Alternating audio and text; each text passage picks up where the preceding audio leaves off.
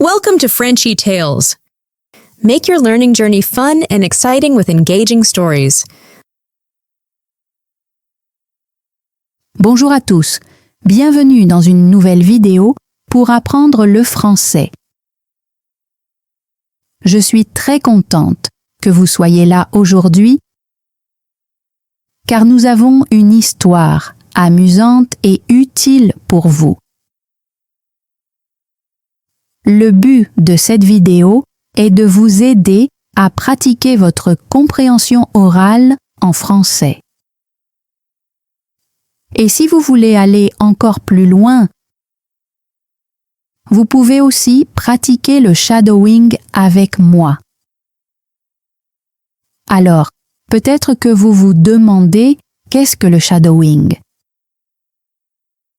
Le shadowing est une méthode où vous m'écoutez et vous répétez ce que je dis, en essayant de copier ma prononciation, mon rythme et mon intonation. C'est comme être mon écho.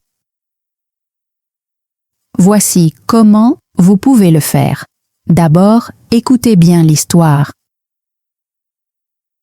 Ensuite, répétez après moi. Vous pouvez mettre la vidéo en pause après chaque phrase et la dire à voix haute. Essayez d'imiter les sons le plus fidèlement possible. Faites-le plusieurs fois et votre français commencera à sonner plus naturel. Plus vous pratiquez, plus vous vous sentirez en confiance. Alors, n'ayez pas peur, parlez à voix haute et profitez du processus. De quoi parle l'histoire d'aujourd'hui? Aujourd'hui, je vais vous raconter une histoire drôle et intéressante à propos d'un garçon qui visite la France pour la première fois. Il arrive à Paris, plein d'enthousiasme pour son voyage.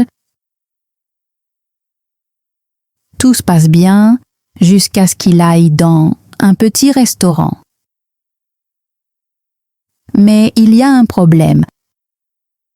Il ne parle pas très bien français et le serveur ne parle pas très bien anglais. Alors, ils essaient tous les deux de se comprendre. Mais voici la partie drôle. Certains mots en français ressemblent beaucoup à d'autres. Et le serveur pense que le garçon commande quelque chose de complètement différent. Avez-vous déjà vécu un moment comme ça? Peut-être que vous avez essayé de dire un mot en français, mais l'autre personne a compris autre chose. Ne vous inquiétez pas, ça arrive à tout le monde. Même les francophones se trompent parfois entre eux. Dans cette vidéo, nous allons profiter de l'histoire ensemble. Vous pouvez simplement écouter et vous détendre, ou bien pratiquer le shadowing avec moi pour améliorer votre prononciation. À la fin, je partagerai aussi quelques mots utiles tirés de l'histoire. Alors, restez bien jusqu'au bout. Vous êtes prêtes? Commençons l'histoire. L'avion atterrit et les passagers commencent à se lever. Mon téléphone fait un bruit. Un message apparaît « Bienvenue en France ». Je souris. J'y suis enfin. Je prends mon sac et je suis la foule qui sort de l'avion. À la douane, l'agent vérifie mon passeport, le tamponne et dit « Bienvenue ». J'avance et je vois beaucoup de panneaux en français. Certains mots sont faciles à comprendre, mais d'autres me troublent. Je continue à marcher jusqu'à voir un panneau pour les taxis. Parfait. C'est exactement ce qu'il me faut. Je me dirige vers la file des taxis. Un chauffeur me regarde. Taxi, je demande. Il hoche la tête. Où allez-vous? Me demande-t-il. Mon esprit se fige.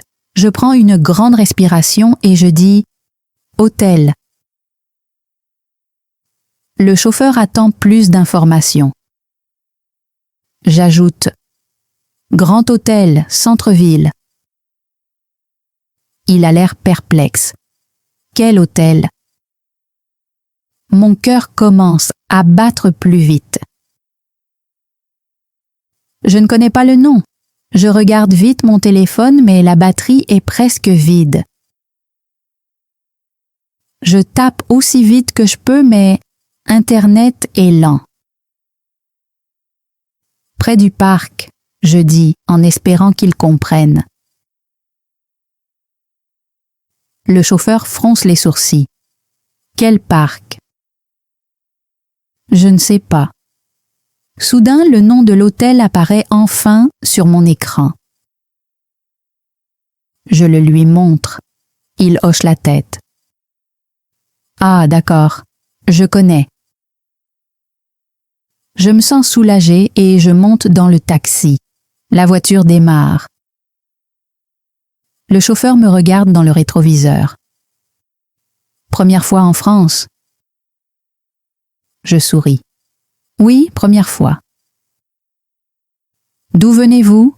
Demande-t-il. Ça, c'est facile. Du Mexique. Il sourit. Ah, Mexique. J'adore les tacos. Je ris. Moi aussi. Le taxi roule dans les rues. Mes yeux deviennent lourds. Long voyage? Demande-t-il. Oui, beaucoup d'heures, je réponds en essayant de rester éveillé. Il hoche la tête. Fatigué? Oui, très fatigué. Je m'arrête un instant, puis je dis « Je veux me reposer ».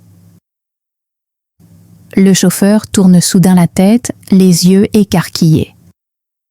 « Vous voulez m'épouser » Je cligne des yeux. « Quoi? Attendez, ce n'est pas ce que j'ai dit. » Mon cœur bondit. A-t-il entendu épouser, se marier? Au lieu de reposer, se reposer? Je secoue vite la tête. Non, non, pas épouser. Reposer, dormir. Le chauffeur éclate de rire. Ah, reposer, pas épouser. Très drôle. Il rit tellement qu'il essuie une larme de son œil. Mon visage devient brûlant. Est-ce que j'ai vraiment failli demander le chauffeur en mariage? Je change vite de sujet. L'hôtel est loin? Le chauffeur reprend son souffle. Non, 10 minutes. Bien. Encore 10 minutes seulement. Mon écran de téléphone devient noir, batterie morte. Maintenant, je ne peux plus vérifier la carte. Je n'ai plus qu'à espérer que ce chauffeur connaît le chemin.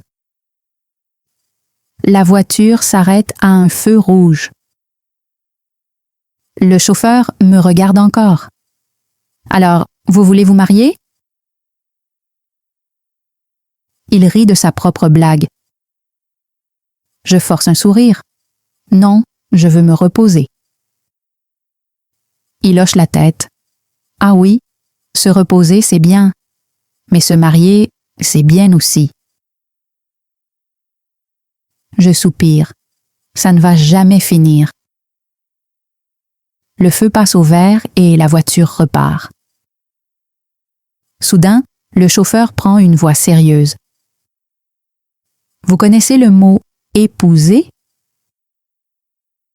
Je cligne des yeux. Oui, ça veut dire « se marier ».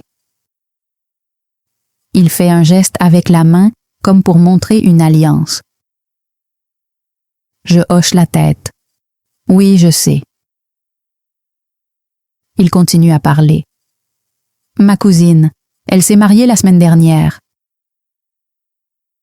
Là, je m'intéresse un peu. Vraiment? Oui, grand mariage. Beaucoup de monde. Musique, nourriture, tout. Je ne suis pas sûre de le croire, mais je hoche la tête quand même. Wahou! Le chauffeur sourit largement. Peut-être que vous voulez aussi vous marier en France? Mes yeux s'écarquillent. Quoi? Il me regarde dans le rétroviseur. Vous l'avez dit, non? Vous voulez vous marier? Non, je dis presque en criant. J'ai seulement dit que je voulais me reposer. Il rit encore. D'accord, d'accord. Pas de mariage, juste du repos. Je soupire. C'est les 10 minutes les plus longues de ma vie. Le taxi continue de rouler. Je veux juste que ce trajet se termine. Plus de discussions sur le mariage, plus de malentendus. Juste mon hôtel, un lit et dormir. Le chauffeur me regarde encore dans le rétroviseur. Alors, pas de mariage? Je ferme les yeux, une seconde. Pas de mariage, seulement du repos. Il rit. D'accord, d'accord, j'ai compris maintenant. Il fait une pause, puis dit « Mais vous êtes jeune, non ?» Je soupire. « Non, je suis juste fatigué. » Il hoche la tête. « Oui, fatigué. Repos, pas mariage. » Enfin, il a compris. Quelques minutes passent en silence. Je commence à me détendre. Peut-être que ce trajet étrange est presque terminé. Puis soudain, la voiture ralentit. Le chauffeur a l'air confus. Attendez, ce n'est pas normal. Mon cœur bondit. Quoi? Il regarde autour de lui. Votre hôtel devrait être ici. Je regarde par la fenêtre. Je ne vois aucun hôtel, seulement des petites boutiques et des maisons. Mon ventre se serre. Sommes-nous perdus? Le chauffeur se gratte la tête. Non, non, peut-être. Je prends une grande respiration. Mon téléphone est éteint, pas de carte, pas d'internet, impossible de vérifier. Le chauffeur réfléchit un instant, puis sourit. Je vais demander à quelqu'un. Il arrête la voiture près d'un homme dans la rue et baisse la vitre. Excusez-moi, vous connaissez l'hôtel Grand Plaza? L'homme hoche la tête. Oui, tout droit, puis à gauche. Le chauffeur éclate de rire. Ah, je suis allé à droite au lieu de gauche. Il me regarde. Ne vous inquiétez pas, je vais arranger ça. La voiture repart. Je croise les doigts, pourvu que ce soit le bon chemin. 2 minutes plus tard, j'aperçois une grande enseigne, Grand Plaza Hôtel. J'ai presque envie de pleurer. C'est là, c'est mon hôtel. Le chauffeur s'arrête devant l'entrée. Il se retourne avec un grand sourire. Vous voyez, pas de problème. Je pousse un soupir de soulagement. Merci. Je prends mon sac et je le paie. En ouvrant la portière, il rit encore une fois. Bonne nuit, bon repos. Il marque une pause. Ou bien, bon mariage? Je secoue la tête en riant. Pas de mariage, juste du repos. Il fait un signe de la main. D'accord, d'accord, profitez bien de votre voyage. Je sors du taxi et j'entre dans l'hôtel. Enfin. Quel trajet fou! Je n'oublierai jamais ce voyage.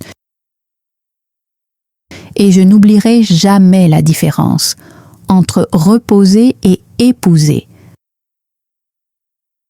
Apprendre le français n'est pas facile. Parfois, on fait des erreurs. Parfois, les gens nous comprennent mal. Mais ce n'est pas grave. Les erreurs nous aident à apprendre. Dans cette histoire, une petite erreur a tout changé. Reposer veut dire se reposer. Épouser veut dire se marier. Ces mots se ressemblent un peu, mais leur sens est complètement différent. Cela arrive souvent en français. Beaucoup de mots se ressemblent presque, mais signifient des choses très différentes.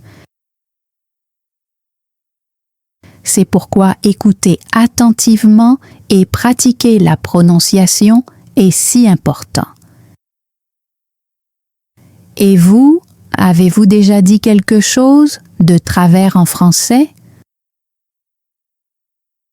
Peut-être que vous vouliez dire une chose, mais les gens ont compris autre chose. Si oui, ne vous sentez pas mal. Cela arrive à tout le monde. Même les locuteurs natifs font parfois des erreurs. L'important, c'est de rester calme et d'essayer encore. Cette histoire montre aussi quelque chose d'important. La plupart des gens veulent vous aider. Le chauffeur de taxi a ri, mais il n'était pas méchant. Il était sympathique. Il ne s'est pas fâché parce que j'ai parlé français d'une manière différente. Beaucoup de personnes essaieront de vous comprendre, même si votre français n'est pas parfait. Alors, n'ayez pas peur de parler. N'ayez pas peur de faire des erreurs. Chaque erreur est une chance d'apprendre. Plus vous pratiquez, plus vous deviendrez meilleur.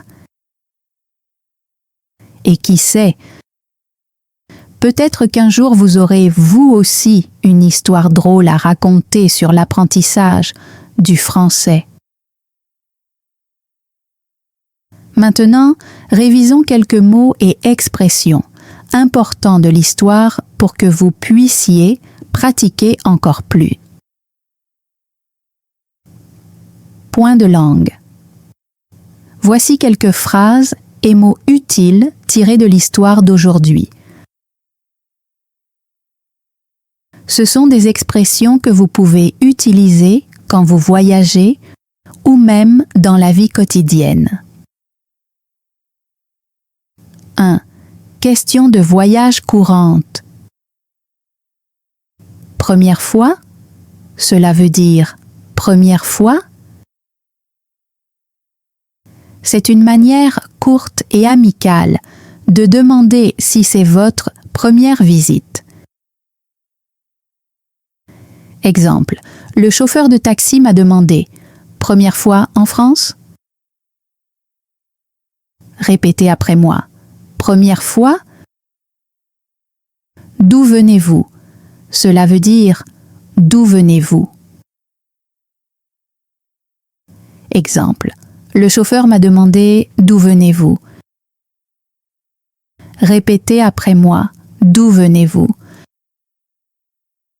2. Vocabulaire pour se déplacer en ville-centre-ville. Cela veut dire le centre-ville ou la partie principale d'une ville. Exemple. J'ai dit au chauffeur, mon hôtel est au centre-ville. Répétez après moi, centre-ville. La voiture ralentit. Cela veut dire la voiture ralentit. Exemple. La voiture ralentit quand nous arrivons au mauvais endroit. Répétez après moi. La voiture ralentit. 3. Verbe d'action en français. Se lever, cela veut dire se lever ou se mettre debout. Exemple. Après l'atterrissage de l'avion, tout le monde a commencé à se lever. Répétez après moi, se lever. Se gratter la tête, cela veut dire se gratter la tête, souvent quand on est confus. Exemple. Le chauffeur s'est gratté la tête quand il a réalisé que nous étions perdus. Répétez après moi, se gratter la tête. Baisser la fenêtre, cela veut dire baisser la fenêtre. Exemple. Le chauffeur a baissé la fenêtre pour demander son chemin. Répétez après moi, baisser la fenêtre. Il fait signe de la main. Cela veut dire il fait signe de la main. Exemple. Le chauffeur a souri et m'a fait signe de la main quand je suis parti. Répétez après moi, il fait signe de la main. 4. Erreur courante en français. Reposer versus épouser. Reposer veut dire se reposer. Exemple. J'ai dit « je veux me reposer ». Épouser veut dire se marier. Exemple. Le chauffeur a cru que j'avais dit « je veux épouser ». Répétez après moi, reposer, épouser. Temps de pratique. Pratiquons ensemble certains de ces mots. Répétez après moi. Première fois, d'où venez-vous? Centre-ville. La voiture ralentit. Se lever, se gratter la tête. Baisser la fenêtre. Il fait signe de la main. Reposer, épouser. Merci beaucoup d'avoir pratiqué avec moi aujourd'hui. J'espère que vous avez aimé cette histoire et que vous avez appris quelque chose de nouveau. N'oubliez pas, vous pouvez regarder cette vidéo autant de fois que vous voulez. Pratiquer le shadowing vous aidera à améliorer votre prononciation, votre rythme et votre confiance en français. Si vous avez trouvé cette vidéo utile, mettez un pouce bleu et partagez-la avec vos amis. Et n'oubliez pas de vous abonner pour plus de leçons de français amusantes et utiles. Avant de partir, souvenez-vous de ceci. Apprendre le français, ce n'est pas seulement des mots. C'est de la communication. Les erreurs arrivent et ce n'est pas grave. Continuez à pratiquer, gardez confiance et profitez de chaque étape de votre parcours. À très bientôt pour une nouvelle vidéo. Thanks for joining Frenchy Tales. Don't forget to like, subscribe, and keep learning through stories. See you next time.